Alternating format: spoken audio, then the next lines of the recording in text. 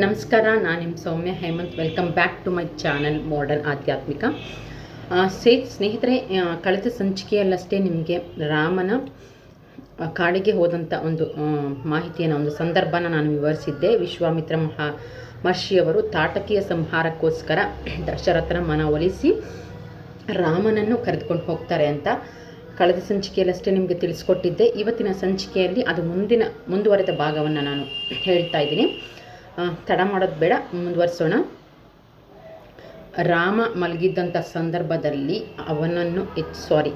ರಾಮನನ್ನು ಎಚ್ಚರಗೊಳಿಸೋಕ್ಕೋಸ್ಕರ ವಿಶ್ವಾಮಿತ್ರ ಮಹರ್ಷಿಗಳು ಕೌಸಲ್ಯ ಸುಪ್ರಜಾ ರಾಮಪೂರ್ವ ಸಂಧ್ಯಾ ಪ್ರವಸ್ತತಿ ಉತ್ತಿಷ್ಟ ಉತ್ತಿಷ್ಟ ಗೋವಿಂದ ಉತ್ತಿಷ್ಟ ಗರುಡಧ್ವಜ ಅಂತ ಶ್ಲೋಕವನ್ನು ಹಾಡುತ್ತಾ ಅವನ ಎಚ್ಚರಗೊಳಿಸ್ತಾರೆ. ಮುಂದೆ ಸಾಗಬೇಕಾಗಿರುವಂಥ ದೂರ ಬಹಳಷ್ಟಿದೆ, ರಾಮ ಎಚ್ಚರಗೊಳ್ಳು ಅಂತ ಹೇಳಿ ಈ ಒಂದು ಹಾಡನ್ನು ಹಾಡಿ ರಾಮನನ್ನು ಎಚ್ಚರಗೊಳಿಸ್ತಾರೆ. ಕಳೆದ ಸಂಚಿಕೆಯಲ್ಲಷ್ಟೇ ನಾನು ವಿಶ್ವಾಮಿತ್ರರ ಮೂಲ ಹೆಸರು ಕೌಟಿಲ್ಯ ಮಹಾರಾಜ ಅಂತ ಹೇಳಿದೆ. ಕ್ಷಮಿಸಿ, ಅದು ಕೌಟಿಲ್ಯ ಅಲ್ಲ, ಕೌಶಿಕ ಮಹಾರಾಜ. ವಿಶ್ವಾಮಿತ್ರರ ಮೂಲ ಹೆಸರು ಕೌಶಿಕ ಮಹಾರಾಜ. ಅವರು ಕ್ಷತ್ರಿಯರಾಗಿದ್ದರು. ಕ್ಷತ್ರಿಯರಿಂದ ಬ್ರಾಹ್ಮಣನಾಗಿ ಪರಿವರ್ತನೆ ಆಗ್ತಾರೆ. ಯಾಕೆ ಅಂದರೆ ಬ್ರಾಹ್ಮಣನ ಶಕ್ತಿಯನ್ನು ಅವರಿಗೆ ಅರ್ಥಕೊಂಡಂಥ ನಂತರ ಬ್ರಾಹ್ಮಣನಾಗೇ ಮುಂದುವರಿಬೇಕು ಅಂತ ಹೇಳಿ ಘೋರ ತಪಸ್ಸನ್ನು ಮಾಡಿ ಬ್ರಹ್ಮರ್ಷಿಗಳಾಗ್ತಾರೆ. ಹಾಗೂ 7 ಋಷಿಗಳು, ಸಪ್ತ ಋಷಿಗಳಲ್ಲಿ ವಿಶ್ವಾಮಿತ್ರರು ಕೂಡ ಒಬ್ಬರಾಗ್ತಾರೆ. ಈ ಸಪ್ತ ಋಷಿಗಳಲ್ಲಿ ಒಬ್ಬರಾದ ವಿಶ್ವಾಮಿತ್ರರೇ ರಾಮನ ಶಕ್ತಿ ಅಂಥದ್ದು ಅಂತ ಅರ್ಥಕೊಂಡು ದಶರಥನ ಮನವೊಲಿಸಿ ತಾಟಕಿಯ ಸಂಹಾರಕ್ಕೆ ರಾಮನಷ್ಟೇ ಸೂಕ್ತ ಅಂತ ಹೇಳಿ ಕಾಡಿಗೆ ಕರೆದುಕೊಂಡು ಹೋಗ್ತಾರೆ. ಕಾಡಲ್ಲಿ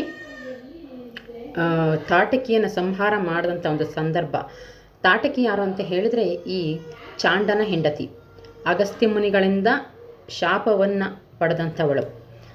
ಅಗಸ್ತ್ಯ ಮುನಿಗಳಿಂದ ಶಾಪಗ್ರಸ್ತಳಾದವಳೇ ಈ ತಾಟಕಿ ರಾಕ್ಷಸಿ. ನೀನು ನರಮಾನವರ ಮಾಂಸಗಳನ್ನು ತಿಂದು ಬದುಕು ಅಂತ ಹೇಳಿ ಶಾಪವನ್ನು ವಿತ್ತವರು. ತಾಟಕಿಗೆ 2 ಗಂಡು ಮಕ್ಕಳಿರ್ತಾರೆ, ಅವರೇ ಮಾರೀಚ ಮತ್ತು ಸುಬಾಹು. ಈ 2 ಮಕ್ಕಳಿಂದ ಅವಳು ಒಂದು ಹೋಮಕ್ಕೆ ಹವಿಸನ್ನು ಅರ್ಪಿಸುವಂಥ ಸಂದರ್ಭದಲ್ಲಿ ವಿಘ್ನಗಳನ್ನುಂಟು ಮಾಡಿರ್ತಾಳೆ. ನಂತರ ಇಬ್ಬರಿಗೂ ಕೂಡ ಒಂದು ರಾಮ ಮತ್ತು ತಾಟಕಿಗೆ ಒಂದು ಆಕಾಶದಲ್ಲೇ ಒಂದು ಯುದ್ಧವನ್ನು ಆರಂಭವಾಗುತ್ತೆ. ಈ ಪುಟ್ಟ ಬಾಲಕನನ್ನು ಏನು ಮಾಡಬಲ್ಲ ಅಂತ ಒಂದು ತಾತ್ಸಾರ ಮನೋಭಾವನ ಹೊಂದಿರ್ತಾಳೆ ತಾಟಕಿ.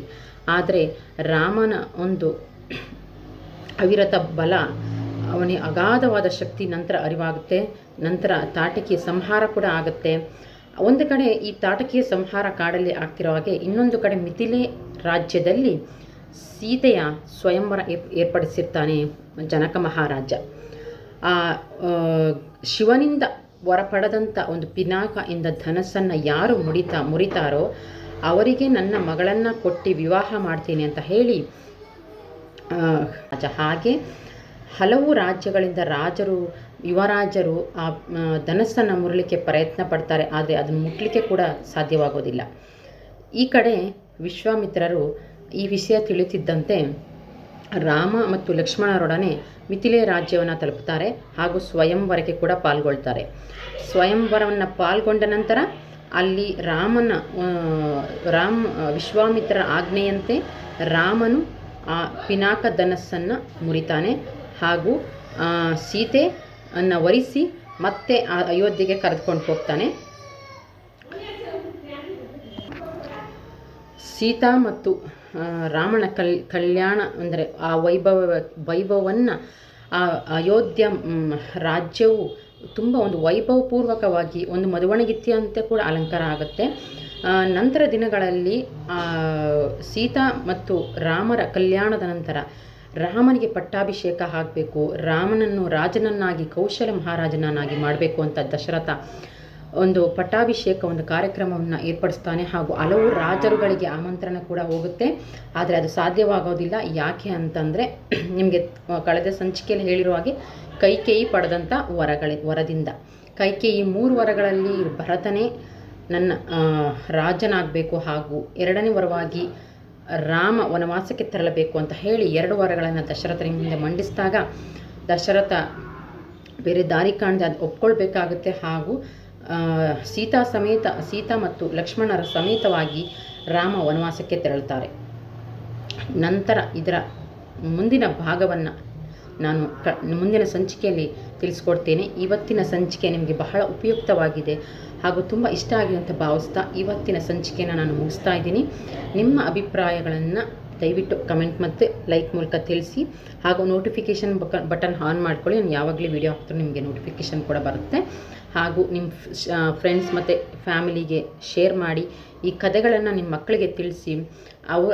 ಆ ಕಥೆಗಳಿಂದ ನಾವು ನಮ್ಮ ಜೀವನದಲ್ಲಿ ಅಳವಡಿಸ್ಕೊಂಡಂತಹ ಜೀವನ ಮೌಲ್ಯವನ್ನು ಕೂಡ ಅವರಿಗೆ ತಿಳಿಸಿ ಅಂತ ಹೇಳ್ತಾ ಇವತ್ತಿನ ಸಂಚಿಕೆನ ನಾನು ಮುಗಿಸ್ತಾ ಇದ್ದೀನಿ. ನಮಸ್ಕಾರ.